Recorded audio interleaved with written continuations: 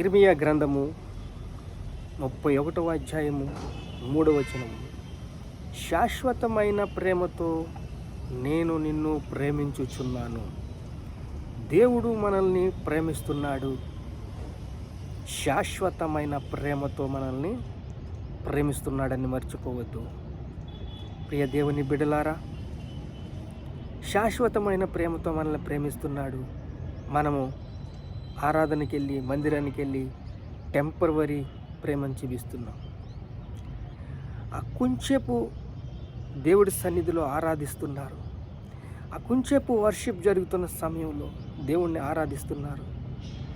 కానీ శాశ్వతమైన ప్రేమతో రాత్రి పగళ్ళు దేవుణ్ణి స్తుతించాలని దేవుడు వాక్యం చెప్తుంది. దేవుడు వాక్యం ధ్యానించాలని, దేవుణ్ణి ఆరాధించాలని,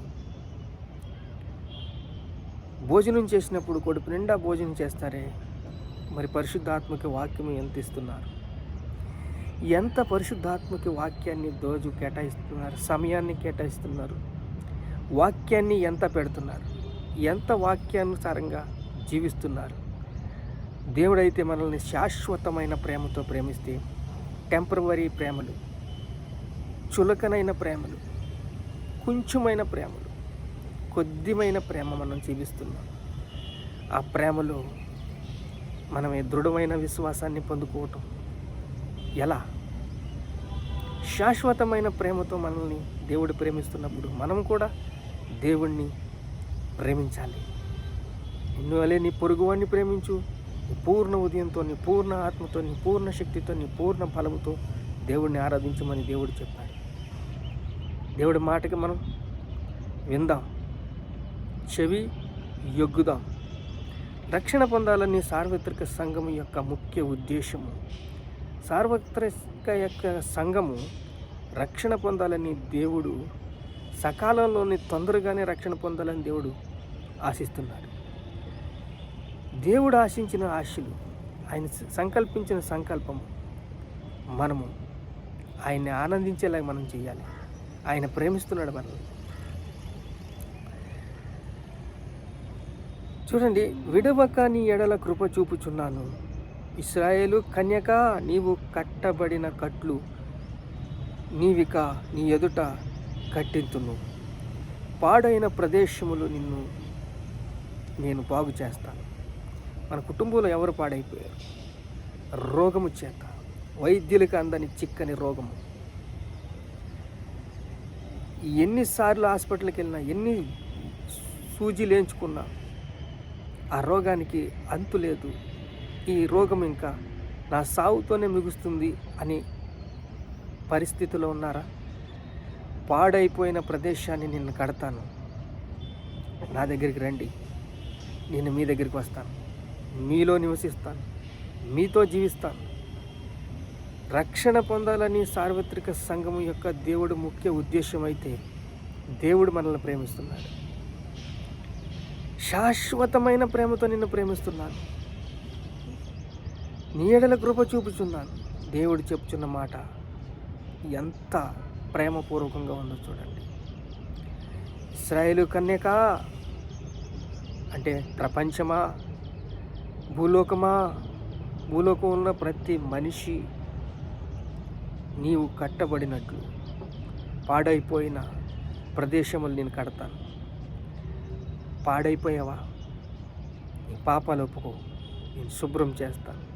నీ రక్తము, నా రక్తము కారుస్తాను. నా రక్తములో శక్తి ఉంది, వాక్యములో శక్తి ఉంది, నా ప్రార్థనలో శక్తి ఉంది, యేసు నామంలో శక్తి ఉంది అని దేవుడు చెప్తున్నాడు. నీ చింతాభారం అంతా కూడా యెహోవా మీద మోపము. కీర్తన 55:22. నీ భారము యెహోవా మీద మోపము, ఆయన నిన్ను ఆదుకొనును. నీతిమంతులను ఆయన ఎన్నడూ కదలనీయడు. నీతిమంతుడిగా జీవిస్తున్నావా? సత్యవేదాన్ని నువ్వు, పవిత్ర గ్రంథాన్ని నువ్వు ఆరాధిస్తున్నావా? యేసుక్రీస్తు నామంలో నువ్వు ప్రార్థన చేస్తున్నావా? నీ భారమంతా యేసుక్రీస్తు మీద మోపు, ఆయన నిన్ను ఆదుకుంటాడు. 113:7 ప్రధానులతోనూ తన ప్రజలు ప్రధానులతోనూ వారిని కూర్చుండబెట్టించదను. ప్రధానులతోనూ వారు ప్రజల ప్రధానులతోనూ వారిని కూర్చుండబెట్టిదను. ఆయన నేల నుండి దరిద్రులను లేవనెత్తువాడు, పెంట కుప్ప మీద నుంచి బీదలను లేవనెత్తువాడు. పెంట కుప్ప నుంచి లేవనెత్తాడండి. నీ దీనస్థితి ఆయనకి తెలుసు, నీ బీద స్థితి ఆయనకి తెలుసు, నువ్వు ఎన్ని బాధల్లో ఉన్నావు ఆయనకి తెలుసు, ఎన్ని కష్టాల్లో ఉన్నావు ఆయనకి తెలుసు, ఎన్ని రోగాల్లో ఉన్నావు ఆయనకి తెలుసు. ఆయన పొందిన గాయముల చేత మనకు స్వస్థత కలుగుతున్నది. ఆయన ప్రధానులతో ఆయన కూర్చోబెడతాడంట. ఆయన వైద్యుడు, పరమ వైద్యుడు, మనల్ని బాగు చేసే నాథుడు. మనం ఆయన్ని ఆరాధించాలి, ఆయన స్తుతించాలి, ఆయన ఘనపరచాలి, ఆయన మహింపరచాలి, ఆయనతో సహవాసం చేయాలి, ఆయన వాక్యాన్ని సేవించాలి. తన ప్రధానులతోనూ వారిని కూర్చుండబెట్టుటకై ఆయన నేల నుండి దరిద్రులను లేవనెత్తుతాడంట. నేల నుండి దరిద్రులను లేవనెత్తడం అంటే ఏమీ లేనివాడే ముందర దేవుని దగ్గర చేరతాడు. అన్నీ ఉన్నవాడు అన్నీ ఉండిదాకా ఆరిపోయేదాకా చూస్తాడు. చివరికి దేవుడే దిక్కని ఆటలు చెప్పినప్పుడు యేసుబాబు యేసయ్యా అంటారు. సంతు లేని దాన్ని ఇల్లాలుగా చేసిన కుమారులను సంతోషము గల తల్లిగాను చెయ్యను. సంతు లేని దాన్ని, గొడ్రాలు, పిల్లలు లేరండి, మీకు పిల్లల్నిస్తాడు. ఆయన అసాధ్యమైంది ఏదీ లేదు, ఆయనకి సమస్తము సాధ్యమే. ఆయన పిల్లల్ని ఇచ్చినప్పుడు మీరు ఆయన్ని మర్చిపోయేలాగా ఉండొద్దు. ఆయన స్తుతించండి, ఆరాధించండి, ఘనపరచండి, మహింపరచండి. క్రీస్తు పరమాధిపత్యానికి మీరు రక్షణ పొందాలి. దేవుడు ఆశిస్తున్నాడు. దేవుడు ఆశిస్తున్నట్టు మీరు జీవించాలి. మీ పాపాలు ఒప్పుకోవాలి. రక్షణ కావాలని పిలిపిస్తున్నాడు ఈరోజు. రక్షణ పొందండి. నీడే అనుకూలమైన సమయం, ఇదే రక్షణ దినం. మీరు రక్షణ పొందండి. మీరు రక్షణ పొందితే మీ చుట్టుపక్కల వాళ్ళు కూడా రక్షణ పొందుతారు. ఇలా రక్షణ పొందుతూ జరిగేది ఏంటంటే మీ పాపాలు పరిహరించబడతాయి. ఉచితంగా సిలువెక్కి సమాప్తమైందని చెప్పాడు ఆయన. ఆయన పరిశుద్ధుడు. ఆయన రక్తము పరిశుద్ధమైంది. యేసు రక్తము ప్రతి పాపం నుండి మనల్ని పవిత్రులుగా చేస్తుంది. ఆయన పవిత్రతను మనం దేవుణ్ణి ఆరాధించినప్పుడు మాత్రమే పొందుకోగలుగుతాం. మన పాపాలు ఒప్పుకున్నప్పుడే మాత్రమే పొందుకోగలుగుతాం. రక్షణ పొందుకున్నప్పుడు మాత్రమే మనం పొందుకోగలుగుతాం. మనం పొందుకున్న తర్వాత అది ఇతరులకి పంచిపెట్టేలాగా మనం జీవించాలి. అది చెడిపోయిన జీవితం చాలు, పాడైపోయిన జీవితాన్ని, పాడు ప్రదేశాన్ని కడతానని ఇర్మీయా గ్రంథంలో, నిన్ను శాశ్వతమైన ప్రేమతో నేను ప్రేమిస్తున్నాను కన్యకా ఇశ్రాయేలు. పాడైపోయిన ప్రదేశం ఎవరున్నారు? ఇలా కుటుంబంలో ఎవరున్నారు? త్రాగుడికి బానిసైపోయి, బీడీ సిగరెట్లకి, తంబాకులకి, కైన్యాలకి, గుటకాలకి, డ్రగ్స్కి ఎడిక్ట్ అయిపోయిన వాళ్ళు, బానిసపు సంఖ్యలతో ఉన్నవాళ్ళు, బాధల్లో ఉన్నవాళ్ళు ఎవరున్నారు? వారందరికీ ఈరోజు విడుదల. రక్షణ పొందండి. క్రీస్తు ఆధిపత్యానికి రక్షణ పొందాలని దేవుడు ఆశిస్తున్నాడు. దృఢమైన మన్నా మనకు కావాలి. దృఢమైన మన్నా అంటే వాక్యము, యేసుక్రీస్తు వాక్యము. వాక్యములో మనం బలపడతాం. వాక్యానుసారంగా మనం జీవించినట్లయితే, ప్రార్థన చేసినట్లయితే ఆయన బలాన్ని మనం పొందుకుంటాం. దృఢమైన నమ్మకము, మనపూర్వకమైన విశ్వాసంలో ఎదగాలి. దృఢమైన నమ్మకము యేసుక్రీస్తు మీద మీరు చూపించాలి. యేసుక్రీస్తు మీద దృఢమైన నమ్మకం చూపించినప్పుడు ఆయన మిమ్మల్ని విడవడు, ఎడబాయడు. దేవుని పరిశుద్ధాత్మకు మీరు ఆలయమై ఉన్నారని మన సంగతి మర్చిపోకండి. ఒక పక్కన క్రీస్తు తెలియని వారికి క్రీస్తు ఆధిపత్యం తెలియపరచండి. రక్షణ పొందుకునేలాగా వారిని దేవుని యొద్దకు చేర్చండి, దేవుని సన్నిధికి చేర్చండి. రక్షణ పొందుకోండి, పాపాలు ఒప్పుకోండి. యేసుక్రీస్తును అంటపెట్టుకుని ఉన్నవాళ్ళు మెలకువగా ఉండండి.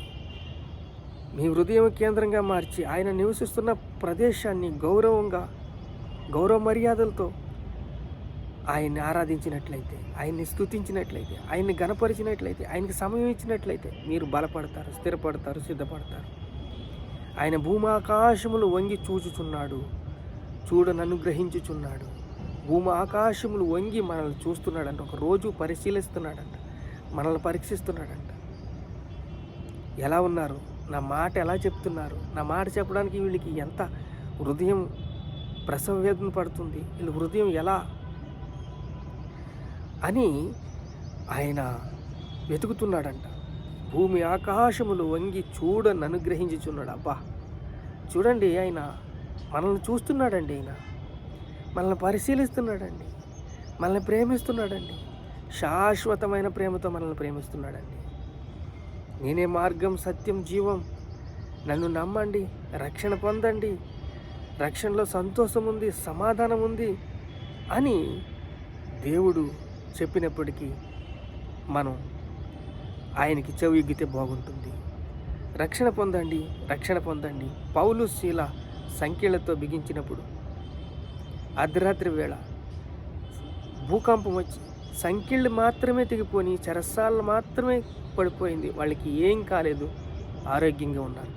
కానీ చెరసాల అధిపతి ఎంత చెప్పినా పై అధికారులు నమ్మరని చంపుకోబోతుంటే ఆయన ఓ ఆగు, పౌలు అంటాడు, ఆగు, నువ్వు కాదు, మేము ఇక్కడే ఉన్నాం, నువ్వు చచ్చిపోవాల్సిన అవసరం లేదంటే, అయ్యలారా మేము రక్షణ పొందటకు మేము ఏమి చేయాలి, రక్షణ పొందటకు మేము ఏమి చేయాలంటే నీవు నీ కుటుంబము రక్షణ పొందండి, బాప్తిసం పొందండి, యేసుక్రీస్తుని నమ్ముకోండి, యేసుక్రీస్తు అనుసారంగా జీవించండి అని ప్రార్థన చేసుకుందాం. అయ్యలారా మేము రక్షణ పొందటకు మేము ఏం చేయాలి, ప్రభువానికి స్తోత్రాలు స్తోత్రాలు స్తోత్రాలు స్తోత్రాలు.